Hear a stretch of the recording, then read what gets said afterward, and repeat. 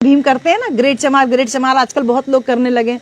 लेकिन बच्चों, आप लोगों को ये जान के बहुत आश्चर्य होगा कि एक दौर वो भी था कि जब नीला झंडा जेब में रख के चलते थे, नीला झंडा फहरा के चलते थे तो मार पड़ती थी। एक दौर वो भी था जय भीम बोलने पे मार पड़ती थी। तो ये जो मनोबल ऊंचा हुआ कि एक एक महीना जयंती जुलूस निकाल पा रहे हैं, ये बहुजन समाज पार्टी, बहन कुमारी मायावती और माननीय कांशीराम साहब की वजह से संभव हो पाया।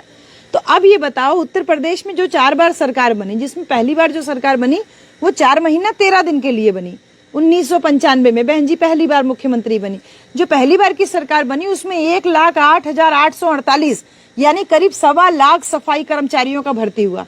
4 महीना 13 दिन की सरकार में अगर 1,08,000 सफाई कर्मचारी और 1.5 लाख पुलिस की भर्ती हो जाए तो ये रिकॉर्ड है ना, ये रिकॉर्ड हो जाएगा ना बेटा।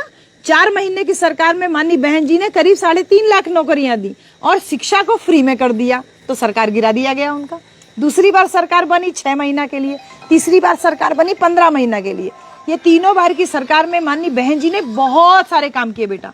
आपके गांव में पक्की सड़क बन जाए, अंबेडकर ग्राम योजना लागू कराई, दरवाजे दरवाजे पक्की आरसीसी रोड पहुंच जाए, एक भी मकान कच्चा ना रहे गांव में, ये बहन जी ने सुनिश्चित किया। सारे मकान पक्के होने चाहिए। सारे सरकारी अफसर जो थे वो दिन भर फाइल लेके किसी ना किसी गांव में आपको घूमते नजर आते थे, क्योंकि बहन जी एक बहुत अच्छी प्रशासक भी थी। नेता तो थी लेकिन उसके साथ साथ एक बहुत कुशल प्रशासक भी थी। प्रशासक का मतलब होता है एक अथॉरिटी जो होती है। बहन जी बहुत अच्छे से कमान संभाली थी कि अधिकारी लोग गांव में घूम घूम करके, पुलिस अधिकारियों में तो ऐसा खौफ था कि पुलिस अधिकारी बड़ा बड़ा माइक भोंपू ले लेके गांव गांव में घूम घूम के प्रचार करते थे कि अगर आपके ऊपर कोई जातिगत उत्पीड़न हो तो आप आके थाना में एफआईआर लिखवाइए, आपकी एफआईआर लिखी जाएगी। ऐसा बहन जी ने बताइए, डीएम एसपी जो है माइक ले लेकर के हम लोगों की बस्तियों में घूम घूम के प्रचार करते थे। बेटा वो दौर भी था जब हम लोगों के ऊपर जाति वाले अत्याचार होते थे लेकिन हिम्मत नहीं पड़ती थी एफआईआर लिखने की। बहन जी ने कहा कि जाओ गांव के बीच में जाके ऐलान करो कि सबका एफआईआर लिखा जाएगा। तब जो दलित उत्पीड़न के केसेस हैं वो रिपोर्ट होने लगे, और जब रिपोर्ट होने लगे तो जो अपराधी थे वो या तो जेल के अंदर हो गए या तो सब प्रदेश छोड़ के भाग गए। यानी पहली बार की सरकार में बहन जी ने कानून व्यवस्था एकदम चुस्त और दुरुस्त कर दी। तो ये 3 बार की सरकार माननीय बहन जी की थी, वो जो कुछ कुछ समय के लिए चली, इसमें बहन जी ने तमाम नए जिले बनाए। जैसे आजमगढ़ ये जिला है, बगल में अंबेडकर नगर जिला बना, बगल में आपका मऊ जिला बना, ऐसे तमाम जिले 33 जिला बनाए। हर जिले में एक एक medical college, engineering college, polytechnic college, inter college, BEd BTC college, तमाम कॉलेज खुलवाया और सब में बच्चों के पढ़ने के लिए फ्री में एजुकेशन। आज देखते हैं ना बेटा, 80 करोड़ जनता को फ्री में राशन दे रहे हैं हम। 5 किलो विज्ञापन दिखता है आपको, बड़ा बड़ा विज्ञापन दिखता है, 5 किलो फ्री में राशन का विज्ञापन दिखता है। हमें राशन चाहिए कि हमें एजुकेशन चाहिए? एजुकेशन चाहिए ना फ्री में। हमारी बहन जी ने फ्री में हमको एजुकेशन दिया। कहा जब पढ़े लिखे रहोगे, अपने पाँव पे खड़े रहोगे तो साल भर का राशन एक ही महीने की तनख्वाह में खरीदने लायक रहोगे ना। तुमको किसी के सामने 5 किलो के लिए हाथ नहीं पसारने की जरूरत पड़ेगी। तो बहन जी ने अपनी सरकार में सबको फ्री में एजुकेशन दिया। सरकार गिर गई, लेकिन जब चौथी बार की सरकार बनी बच्चों, वो सरकार बनी पूरे 5 साल के लिए।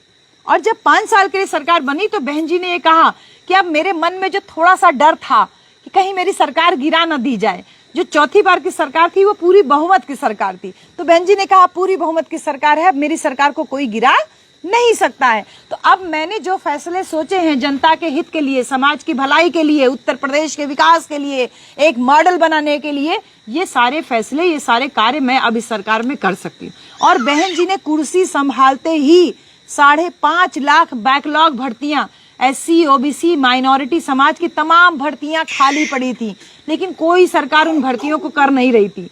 बहन जी ने कहा 3 महीना के अंदर 5.5 लाख भर्ती निकली है, समूह गांव और घा की, कहा सारी भर्तियां पूरी करो। हड़कंप मच गया। अब जल्दी जल्दी में विज्ञापन निकाला गया, जल्दी जल्दी कहीं इंटरव्यू, कहीं रिटर्न, कहीं कुछ, फटाफट करके 5.5 लोगों को नौकरी मिली।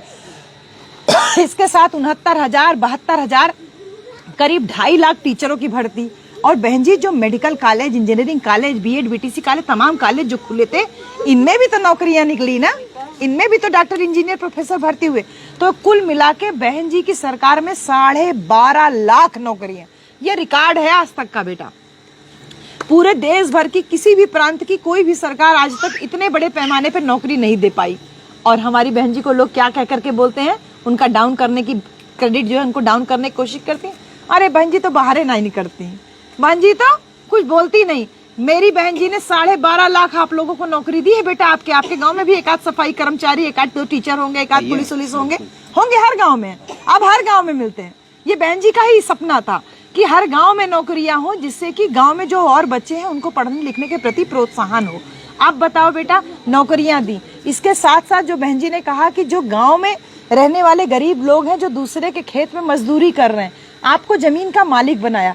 1 बीघा से 3 बीघा तक का जमीन पट्टे पे दिलवाया। तो आज आप लोग के घर में जो 1 बीघा, 2 बीघा, 3 बीघा जमीन है आपके पापा लोगों के पास, दादा लोग के पास, ये माननीय बहन जी की देन है बेटा। 3 बीघा तक का जमीन पट्टे पे दिया, जमीन का हमको मालिक बनाया। फिर नजर गई बहन जी की आप लोगों के ऊपर कि औरतें तो पढ़ी लिखी है नहीं, खाना केवल बनाती हैं, तो चलो आपको इसी का रोजगार मिलेगा। बहन जी ने कहा रसोईया का नौकरी कर लो, आंगनबाड़ी का नौकरी कर लो, आशा बहू का नौकरी कर लो। बहन जी ने नौकरी दिया ना। औरतों को भी 2500 से 3000 रुपए महीना वेतन मालिक बना दिया। बहन जी ने देखा कि आदमी तो दारू पी के सो रहा है, तो औरत अगर नौकरी करेगी तो कम से कम परिवार संभालेगी। तो आपकी तरफ भी नौकरी के लिए दिमाग गया। और बच्चों, आप लोग ने कहा चाहे जो पढ़ाई करो, चाहे डॉक्टर बनो, इंजीनियर बनो, बीएड बीटीसी करो, नर्सिंग करो, इंटर पढ़ो, बीए करो, बीकॉम करो, बीएससी करो, कुछ भी पढ़ाई करो, एक भी फीस नहीं देना। सारा एजुकेशन बहन जी ने फ्री में कर दिया। इसके साथ साथ कानून व्यवस्था को चुस्त और दुरुस्त कर दिया। बड़े बड़े रसूख वाले जो बड़े बड़े मवाली थे,